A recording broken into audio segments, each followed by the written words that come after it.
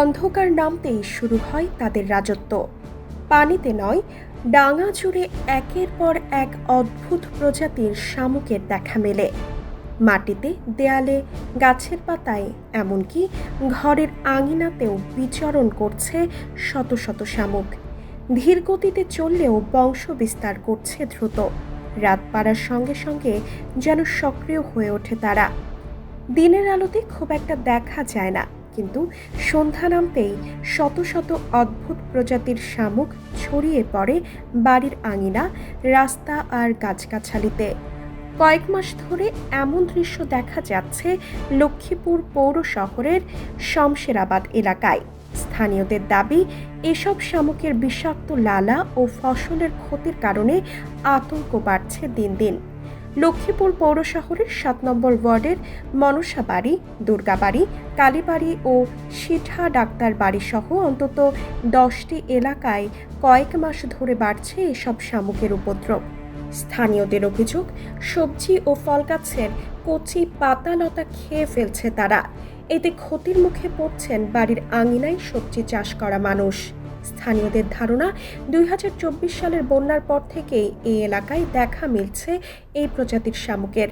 এর আগে কখনো এমন প্রাণী চোখে পড়েনি বলে দাবি তাদের। বিষাক্ত লালা শরীরে লাগলে চুলকানির মতো সমস্যা হতে পারে বলেও আশঙ্কা করছেন অনেকেই। শুধু ফসলের ক্ষতি নয়, রাতে চলাচল করতেও ভয় পাচ্ছেন অনেকে। বিশেষ করে শিশুদের নিরাপত্তা নিয়ে উদ্বিগ্ন অভিভাবকরা। কেউ পলিথিনে ভরে অন্যত্র ফেলে দিচ্ছেন, আবার কেউ নানা উপায়ে এগুলো তাড়ানোর চেষ্টা করছেন। কৃষি গবেষণাদের এটা নিয়ে ভাবা উচিত, মানুষের তো ক্ষতি করতেছে। না, এগুলো আসলে দিনের বেলা আমরা দেখি না। যখন সূর্য ডোবে, সন্ধ্যা হয়, তখন আর কি বাসা থেকে বেরোতে পারি না, পায়ের নিচে পড়ে, তো এগুলো সবগুলো পায়ের নিচে পড়ে মারা যায়। বাড়ার এবং সবার চোখে পড়তেছে, পড়ার পর আজকে ২ বছর যাবত এটা অগণিত। শীত আসলে এটা থাকে না, এগুলো ওই পাতার নিচে, মাটির নিচে লুকিয়ে যায় এবং কোনো গাছ থাকে না, সব গাছের পাতা। আর এগুলো অজস্র ডিম দেয়, অজস্র বাচ্চা। এদিকে কৃষি কর্মকর্তারা বলছেন, এটি কৃষির জন্য ক্ষতিকর এক ধরনের শামুক। রাসায়নিক ব্যবস্থাপনার পাশাপাশি হাতে সংগ্রহ করে দূরে ফেলে দেওয়া ডিমের খোসা কিংবা কাঠের গুঁড়ো ছিটিয়ে রাখলে এর উপদ্রব কিছুটা কমানো সম্ভব। যে যাদের জমিতে এই জাতীয় শামুকের সমস্যা আছে, সেই ক্ষেত্রে শামুকগুলো যখন বেশি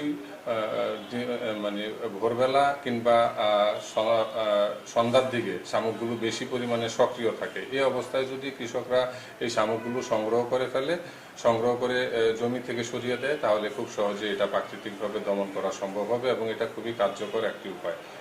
আতঙ্ক আর বিস্ময়ের মিশেলে লক্ষ্মীপুরের এই এলাকায় এখন আলোচনার কেন্দ্রবিন্দু এই অদ্ভুত শামুক।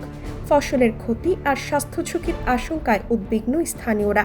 দ্রুত কার্যকর ব্যবস্থা নেওয়ার দাবি জানিয়েছেন তারা।